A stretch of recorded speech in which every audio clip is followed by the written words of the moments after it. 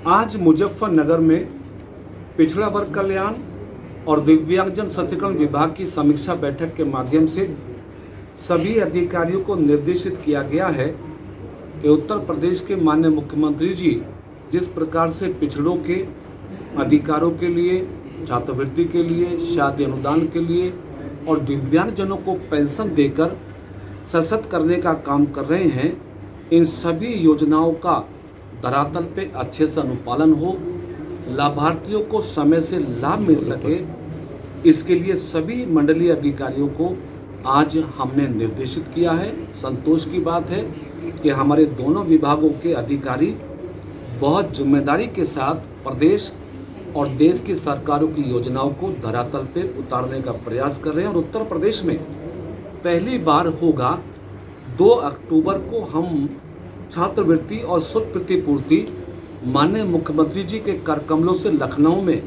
उत्तर प्रदेश के लाखों छात्रों को देने वाले हैं, जबकि ये छात्रवृत्ति पुराने वर्षों में फरवरी या मार्च में मिलती थी, लेकिन महात्मा गांधी की जयंती से इस बार उत्तर प्रदेश के बच्चों को छात्रवृत्ति प्राप्त होगी ताकि ओबीसी बच्चे आसानी से अपनी शिक्षा को आगे बढ़ा सके। दिव्यांगजनों को पेंशन की राशि समय से पहुंचाने के लिए भी सभी अधिकारियों को निर्देशित किया गया और समय समय पर माननीय मुख्यमंत्री जी हम सभी मंत्रीगणों को इस बात का निर्देश देते रहते हैं कि जो भी सरकारी योजनाएं हैं उसका निष्पक्ष ईमानदारी के साथ धरातल पे उसका अनुपालन हो, उसके सभी निर्देश अधिकारियों को दिए गए। दूसरी महत्वपूर्ण बात जो मुझे और आपके बीच में कहनी है, खासतौर से मैं देश के प्रधानमंत्री नरेंद्र मोदी जी का आज आभार जताना चाहता हूं कि देश में प्रधानमंत्री जी ने उपराष्ट्रपति के महत्वपूर्ण पद पर प्रत्याशी के रूप में सीपी राधाकृष्णन जी जो ओबीसी परिवार से संबंध रखते हैं उनको प्रत्याशी बनाकर पूरे देश के पिछड़े समाज के लोगों का गौरव और सम्मान बढ़ाया, जिससे देश भर के ओबीसी समाज के लोग इस बात को महसूस कर रहे हैं कि भारतीय जनता पार्टी का जो सिद्धांत है सबका साथ सबका विकास, उसका सही प्रकार से पालन अगर देश में कराने में कोई नेता कामयाब हुआ तो नरेंद्र मोदी जी हुए। तो मोदी जी ने ओबीसी समाज के परिवार को उपराष्ट्रपति का पद का प्रत्याशी बनाकर पूरे देश के पिछले समाज के लोगों का एक संवैधानिक अधिकार देने का काम किया। इससे पहले प्रधानमंत्री नरेंद्र मोदी जी ने एक और बड़ा फैसला लिया था 30 अप्रैल को, जिसमें प्रधानमंत्री जी ने अपनी कैबिनेट में सामान्य जनगणना के साथ साथ ओबीसी जनगणना कराने का भी फैसला लिया। मैं प्रधानमंत्री जी का जातीय जनगणना कराने के लिए भी आभार जताता हूँ, चूँकि जातीय जनगणना ये 94 साल के बाद देश में किसी ने हिम्मत जुटाई है कराने की तो नरेंद्र मोदी जी ने जुटाई है। चूँकि पहली जनगणना हिंदुस्तान में गुलाम भारत में 1931 में हुई थी। कांग्रेस पार्टी को 55 साल से ज़्यादा देश में सरकार बनाने का मौका मिला, सरकार चलाने का मौका मिला, लेकिन कभी भी कांग्रेस पार्टी ने पिछड़े समाज के लोगों के अधिकारों को दिलाने के लिए जातीय जनगणना कराने का फैसला नहीं लिया। कभी भी कांग्रेस पार्टी ने ओबीसी समाज के लोगों को सत्ता में और संगठन में बढ़ाने का फैसला नहीं लिया।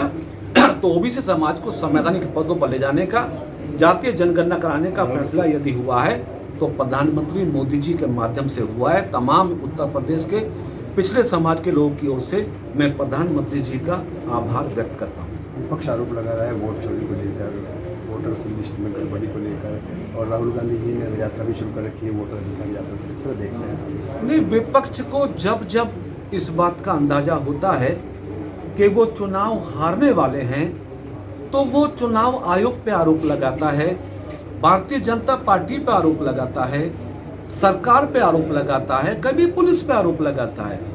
बिहार की जनता ने नीतीश बाबू का सुशासन देखा है, बिहार की जनता ने फिर से मन बनाया है एनडीए की सरकार बनाने का।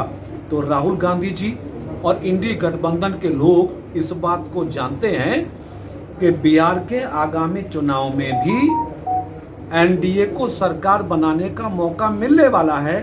इसलिए हार की हताशा से बचने के लिए वो वोट चोरी का आरोप लगाकर कहीं ना कहीं अपनी जान बचाने का प्रयास कर रहे हैं। लेकिन बिहार की जनता बहुत होशियार है, वो जानती है कि जिस कांग्रेस पार्टी ने, जिस समाजवादी पार्टी ने परिवार और भ्रष्टाचार के अलावा देश प्रदेश में कुछ नहीं किया, अब उन्हें बिहार की सत्ता में बिहार की जनता लंबे समय तक सत्ता से दूर रखने वाली है। इसलिए बिहार में फिर से एनडीए की सरकार बनेगी।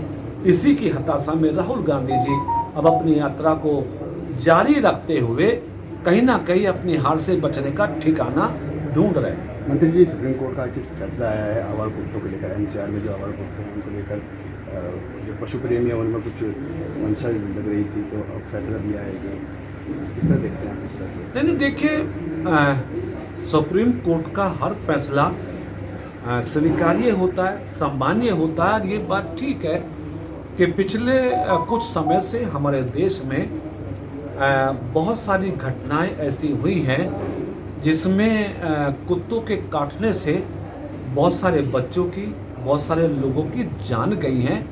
तो सर्वोच्च न्यायालय की चिंता बहुत वाजिब है। मैं भी इसका समर्थक हूँ, मैं भी इसके समर्थन में हूँ कि प्रदेश, देश की सरकारों को और निकायों की सरकारों को जनता के जीवन की सुरक्षा को रखने के लिए स्थायी रूप से आवारा कुत्ते या और कुत्तों के प्रबंधन का विचार तो करना पड़ेगा। अन्यथा जिस प्रकार से बच्चे, बड़े, अभी कल देखा लिफ्ट में एक महिला को कुत्ते ने काट लिया, बच्चों को काट लिया, बहुत सारे लोग बहुत हुई है। तो मानव जीवन सुरक्षित रहे, सर्वोच्च न्यायालय की चिंता, ये हमारी भी चिंता है। तो मैं समर्थन करता हूँ सर्वोच्च न्यायालय के फैसले। मंत्री जी, नीतीश जी ने टोपी पहनने से इनकार कर दिया, तो आरजेडी के नेताओं ने कहा है कि नीतीश जी का भगवा हो गया। अब इंडी गठबंधन के पास और तो कोई मुद्दा है नहीं, अब टोपी का मुद्दा। कांग्रेस पार्टी ने देश में 55 साल से ज़्यादा लोगों को टोपी पहनाई है। रोटी, कपड़ा और मकान का नारा देकर देश में अधिकांश लोगों ने बीपीएल श्रेणी में अपनी ज़िंदगी गुजारी है।